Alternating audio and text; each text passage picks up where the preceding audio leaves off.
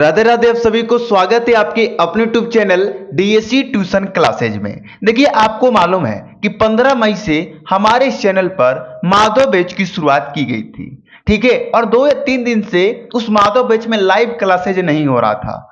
इसके पीछे कारण था, जो मेरा माइक था वो थोड़ा सा गड़बड़ हो गया था। लेकिन आज हमने अपने माइक को सेट कर लिया है और आज से कोशिश रहेगी कि आने वाले दिनों में आपकी एक दिन की क्लास भी नागा ना हो, ठीक है। चलिए, उसके लिए माफ कीजिएगा यदि आपको ज्यादा सामना संकट का करना पड़ा हो, तो दिल से माफी मांगता हूं, क्षमा जरूर कीजिएगा बड़े भाई समझ के। देखिए, चैप्टर 2 अम्ल क्षारक एवं लवण ये चल रहा था। इसमें हमने पहले क्लास में अम्ल के बारे में पढ़ा था, अम्ल के भौतिक गुण के बारे में पढ़ा था, क्षारक के बारे में पढ़ा था और क्षारक के भौतिक गुण के बारे में पढ़ा था। लेकिन आज की इस लाइव क्लासेज में हम इस चैप्टर का दूसरा टॉपिक पढ़ने वाले हैं, जिसका नाम है सूचक। और ये आपके बोर्ड एग्जाम के लिए इतना इंपॉर्टेंट है ना कि आप 100% लिख के रख लीजिए कि यहां से एक क्वेश्चन 100% आपके पेपर में आने वाला है, या तो एमसीक्यू के रूप में आ जाए या सब्जेक्टिव क्वेश्चन के रूप में आ जाए। तो आप थोड़ा ध्यान से समझने की कोशिश कीजिएगा। मैंने इतने आसान परिभाषा लिखे हैं ना कि आप 2 बार पढ़ोगे तो याद हो जाएगा और एक बार में तो समझ में आ जाएगा। तो ध्यान से देखिएगा। और पीडीएफ की या नोट्स की टेंशन आपको नहीं लेना है। आपको ग्रुप में जुड़ के आराम से निश्चिंत बैठे रहना है। आपको हर संडे को पीडीएफ में दे दूंगा, हर संडे को आपको वहां पर नोट्स मिल जाएंगे, ठीक है। और कैसे ग्रुप में जुड़ना है वो मैं लास्ट में बताऊंगा। तो चलिए शुरू करते हैं। देखिए, सूचक क्या होता है, पहले ध्यान से समझिए सूचक होता क्या है। जैसे अब मानिए, आपको मैं एग्जांपल पहले देता हूं, उसके बाद ये समझाता हूं। आपके सामने हमने 2 गिलास को रख दिया। एक गिलास में हमने अम्ल डाल दिया, एक गिलास में हमने क्षारक डाल दिया। देखिए, बातों को ध्यान से सुनिएगा। पहला बात बता दे रहा हूं, यदि आप बातों को ध्यान से ना सुनिएगा ना तो समझ में बिल्कुल नहीं आएगा और आप कहोगे कि सर बढ़िया नहीं पढ़ा रहे। तो आप पहले ध्यान से मेरी बातों को सुनिए, ठीक है। क्या कहा मैंने, ध्यान से सुनिए। आपके सामने 2 गिलास रख दिया गया। एक गिलास में अम्ल रख दिया गया, दूसरे गिलास में क्षारक रख दिया गया। अब आपको एक सूचक दे दिया गया। अब सूचक क्या है वो भी हम बताएंगे। और आपसे कहा गया कि बताओ भैया इस सूचक के माध्यम से कि कौन अम्ल है और कौन क्षारक है। कुछ समझ में आया, नहीं आया ना? चलिए, अब ये परिभाषा समझिए, तब ये उदाहरण भी आपको समझ में आ जाएगा। वह पदार्थ जो अम्ल और क्षारक का पहचान कराता है सूचक कहलाता है। क्लियर हो गया? मतलब कि आपके सामने अम्ल रखा हुआ है और क्षारक रखा हुआ है, आपके हाथ में सूचक दे दिया गया है, तो वो सूचक बता देगा कि किस गिलास में अम्ल है और किस गिलास में क्षारक है।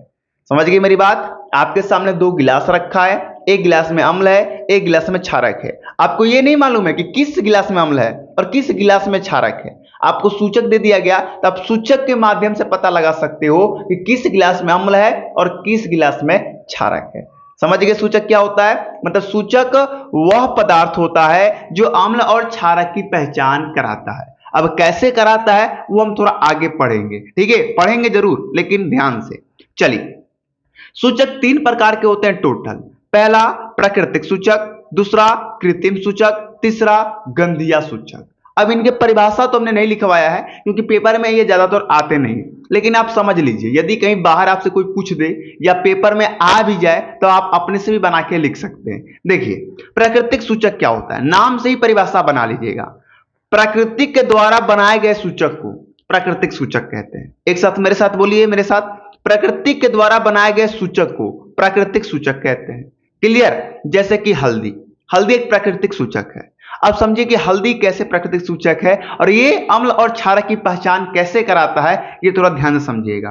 आपके सामने अम्ल और क्षारक रख दिया गया, हल्दी आपको दे दिया गया, तो आप हल्दी को जैसे अम्ल में डालोगे ना तो उसमें कोई बदलाव नहीं होगा, जैसा हल्दी था वैसा ही रहेगा। लेकिन अगर उसी हल्दी को तुम क्षारक में डालोगे ना तो तुरंत लाल हो जाएगा। समझ गए मेरी बात? तो आप बताओ, आपके सामने 2 गिलास रख दिया गया, एक गिलास में अम्ल, एक गिलास में क्षारक। तो आप हल्दी डाल के देख सकते हो ना कि कौन सा अम्ल है कौन सा क्षारक है। हल्दी एक गिलास में डालोगे, यदि उसमें लाल हो जाएगा तो ये क्षारक है, दूसरा वाला क्या हो जाएगा, अम्ल हो जाएगा। समझ गए मेरी बात? उसी प्रकार हम सूचक के द्वारा अम्ल और क्षारक की पहचान करते हैं। दूसरा है कृत्रिम सूचक। मानव के द्वारा निर्मित सूचक को कृत्रिम सूचक कहते हैं।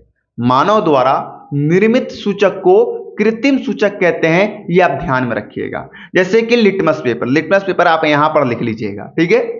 तो लिटमस पेपर एक प्रकार का कृत्रिम सूचक है क्योंकि इसे मानव ने बनाया है। अब लिटमस पेपर आप भली भांति जानते हैं कि यदि हम नीला लिटमस पेपर को अम्ल में डाल दें तो कैसा हो जाएगा? हाँ, लाल हो जाएगा। और यदि लाल लिटमस पेपर को यदि हम क्षारक में डाल दें तो कैसा हो जाएगा? कैसा हो जाएगा? अगर लाल लिटमस पेपर को क्षारक में डाल दे तो नीला हो जाएगा। तो ये जो लिटमस पेपर है ये पहचान करा रहे हैं अम्ल और क्षारक की। ठीक है, चलिए तीसरा है गंधीय सूचक। गंधीय सूचक के ध्यान से दीजिएगा। गंधीय मतलब गंध। गंध के द्वारा अम्ल क्षारक की पहचान कराने वाला सूचक गंधीय सूचक कहलाता है। गंध के द्वारा अम्ल और क्षारक की पहचान कराने वाला सूचक को क्या कहते हैं? गंधीय सूचक। जैसे लौंग का तेल, यदि लौंग का तेल जो है ये अम्ल और क्षारक की पहचान कराता है। अम्ल में डालिएगा तो समान गंध रहेगा, ठीक है, क्षारक में डालिएगा तो इसका गंध थोड़ा बदल जाएगा, कोई गंध नहीं रहेगा। तो इस प्रकार लौंग का तेल भी अम्ल और क्षारक की पहचान कराता है गंध के द्वारा। ठीक है, चलिए अब थोड़ा सा इसके नीचे एक और टॉपिक है उसको हम लोग देख लेते हैं। अब आपके सामने मैंने एक फ्लो चार्ट बनाया है। इस फ्लो चार्ट को आपको थोड़ा ध्यान से देखना है क्योंकि यहां से एक एमसीक्यू आपके पेपर में फंसने वाला है, तो थोड़ा ध्यान से देखिएगा। ये हमने जो लिखे पांचों ये सूचक है। ये सूचक का जो रंग और गंध है वो अम्ल में ये है, क्षारक में ये है। ठीक है, चलिए एक बार साथ में पढ़ते हैं। लिटमस का अम्ल में रंग कैसा होता है? लाल। लिटमस का क्षारक में रंग कैसा होता है? नीला। हल्दी का अम्ल में रंग कैसा होता है? कोई बदलाव नहीं होता है, लेकिन यदि हल्दी के क्षारक में डालेंगे तो कैसा हो जाता है? लाल हो जाता है। उसी प्रकार फिनोल्फेथिलीन, इसको अगर आप अम्ल में डालेंगे तो ये रंगहीन हो जाता है, मतलब इसमें रंग गायब हो जाता है, समझो तो व्हाइट कलर का हो जाता है। ठीक है, फिनोल्फेथिलीन को यदि आप क्षारक में डालेंगे तो ये कैसा हो जाता है? गुलाबी हो जाता है। ठीक, उसी प्रकार मेथिल आरेज को यदि आप अम्ल में डालोगे तो ये लाल हो जाता है, क्षारक में डालोगे तो पीला हो जाता है। उसी प्रकार वेनिलील को यदि आप अम्ल में डालोगे तो समान गंध रहता है, और उसी प्रकार क्षारक में डालोगे तो कोई गंध नहीं रहता है। समझ में आ गई मेरी बात? चलिए, तो ये हमने सूचक को पूरी तरीके से कंप्लीट कर ली है। अब इसका दूसरा जो इस चैप्टर का टॉपिक है वो है अम्ल क्षारक की रासायनिक अभिक्रिया। तो थोड़ा इसे ध्यान से समझिएगा। ठीक है, एक बात और मैं बता दूं, इस चैप्टर थोड़ा ज्यादा छोटा है, उतना बड़ा चैप्टर नहीं है। अम्ल क्षारक के बारे में हमने पढ़ लिया, सूचक के बारे में पढ़ लिया। अब हम अम्ल क्षारक के रासायनिक अभिक्रिया के बारे में पढ़ेंगे। भौतिक गुण के बारे में हमने पढ़ लिया, ये रासायनिक गुण है। ठीक है, इसके बाद हम पढ़ेंगे लवण परिवार, जिसमें व्यंजक चूर्ण, प्लास्टर ऑफ पेरिस, ठीक है, धावन soda, baking soda, sodium chloride, इन लोग के बारे में पढ़ेंगे। उसके बाद ये चैप्टर हमारा खत्म हो जाएगा। कोशिश है कि ये कल तक ये चैप्टर खत्म हो जाए, मैं कोशिश करूंगा ये। ठीक है, चलिए देखिए, अम्ल धातु के साथ अभिक्रिया करता है तो क्या होता है? अम्ल सोडियम कार्बोनेट से करेगा तो क्या होगा? अम्ल सोडियम बाइकार्बोनेट से अभिक्रिया कर ले तो क्या हो जाएगा? अम्ल धात्विक ऑक्साइड से करे तो क्या होगा? यदि अम्ल को हम क्षारक से अभिक्रिया करा देंगे तो क्या होगा? ये सभी इसके रासायनिक गुण हैं। ठीक है, चलिए देखिए, मैं इसका परिभाषा भी लिखवा सकता था, लेकिन लिखवाने में तो टाइम लगता, ऊपर से आपको समझ में भी कम आता। लेकिन इस तरह मैं लिखवाया हूं, इस तरह आपको जल्दी याद भी हो जाएगा और इसी से आप परिभाषा बना के लिख सकते हो। जैसे पेपर में आ गया कि अम्ल धातु के साथ अभिक्रिया कैसे करता है, सचित्र टिप्पणी लिखिए। तो आप कैसे लिखोगे, ध्यान दीजिए।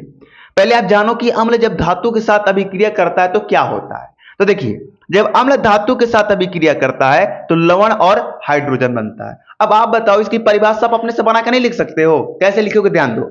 जब अम्ल धातु के साथ अभिक्रिया करता है तो लवण हाइड्रोजन बनता है। लिख लोगे? जब अम्ल धातु के साथ अभिक्रिया करता है तो लवण और हाइड्रोजन बनता है। क्लियर? एक एग्जांपल दे दीजिए। अम्ल HCl, धातु हम ले लेते हैं कोई, सोडियम ले लीजिए, उसके बाद अभिक्रिया होगा तो NaCl बनेगा, NaCl लवण होता है, हाइड्रोजन बनेगा H, काम खत्म। अब बताओ ना, इससे आसान अब क्या हो सकता है? उसी प्रकार दूसरा देखिए, दूसरा है अम्ल का सोडियम कार्बोनेट से अभिक्रिया।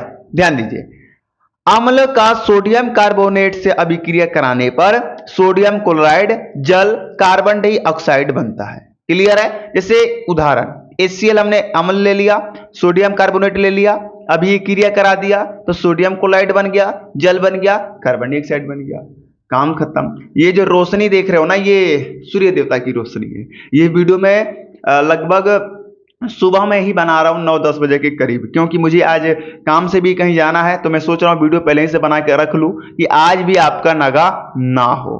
ठीक है, चलिए 1 मिनट। चलिए देखिए, तीसरा देख लीजिए, अम्ल का सोडियम बाइकार्बोनेट से अभिक्रिया कराने पर क्या होगा वो देख लीजिए। जब हम अम्ल की सोडियम बाइकार्बोनेट से अभिक्रिया कराएंगे तो सोडियम क्लोराइड जल और कार्बन डाइऑक्साइड ही बनता है। ठीक है, जैसे उदाहरण में HCl सोडियम बाइकार्बोनेट से अभिक्रिया कराए तो सोडियम क्लोराइड जल और कार्बन डाइऑक्साइड बना। यहां तक क्लियर है आपका? चलिए आगे देखिए, चौथा, अम्ल का धात्विक ऑक्साइड से अभिक्रिया। तो जब हम अम्ल की अभिक्रिया धात्विक ऑक्साइड से कराते हैं तो लवण और जल बनता है। जैसे कि हमने HCl को, देखिए धात्विक ऑक्साइड क्या है, धातु के साथ ऑक्सीजन को लगा देना धात्विक ऑक्साइड कहलाता है। जैसे Na क्या है, सोडियम एक धातु है और O लगा दिया तो ये धातु ऑक्साइड बन गया, सोडियम ऑक्साइड। तो हमने अम्ल की अभिक्रिया सोडियम ऑक्साइड से कराया तो क्या बना, सोडियम क्लोराइड, जो कि एक प्रकार का लवण होता है, और जल बना। क्लियर? चलिए अब देखिए, अम्ल का क्षारक से अभिक्रिया। अब मान लीजिए अम्ल के हमने इतने लोग से अभिक्रिया कराया, अगर इसमें हम क्षारक से ही अभिक्रिया करा दे तो क्या होगा, तो कुछ नहीं, लवण और जल बनेगा। देखिए एक एग्जांपल, हमने HCl ले लिया जो कि अम्ल है, सोडियम हाइड्रोक्साइड ले लिया जो कि क्षारक है, ये दोनों की अभिक्रिया कराया तो NaCl बना जो कि एक लवण है, और H2O बना जो कि जल है।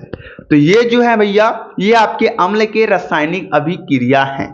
आज की ये क्लास कैसी लगी, आज बस हम इतना ही रहने देते हैं और कोशिश करेंगे कि कल इस चैप्टर का दी एंड कर दे, क्योंकि अब लवण परिवार बचा है तो लवण परिवार में कल खत्म करा दूंगा। और एक चीज और बचा है, देखिए वो दिमाग में नहीं आ रहा था, पीएच स्केल, जो कि कोशिश करेंगे कल की क्लास थोड़ा सा हम बढ़ा लेंगे, थोड़ा सा ज्यादा होगा, 20 मिनट का या 25 मिनट का होगा, लेकिन उसमें इस चैप्टर को हम खत्म कर देंगे। और परसों आपके लिए एक गिफ्ट होगा, एक धमकदार क्लासेज होंगी जो कि हम कल ही आपको बताएंगे कि परसों कौन सी क्लास आने वाली है। तो आप चैनल को सब्सक्राइब करके जुड़े रहिए, क्योंकि इस चैनल पर आपकी सारे विषय की तैयारी बिल्कुल फ्री में कराई जाएगी। महामैराथन class, live classes, notes, PDF आपको बिल्कुल फ्री में दिया जाएगा। हाँ, और यदि आप हमारे व्हाट्सएप ग्रुप से जुड़ना चाहते हैं तो आपको अभी डिस्प्ले पे एक नंबर शो हो रहा होगा, इस नंबर पर आप फोन करके आप डायरेक्ट हमारे व्हाट्सएप ग्रुप या टेलीग्राम ग्रुप से ज्वाइन हो सकते हैं। चलिए मिलते हैं अगली वीडियो में, तब तक जाने की याद दीजिए। जय हिंद, जय भारत।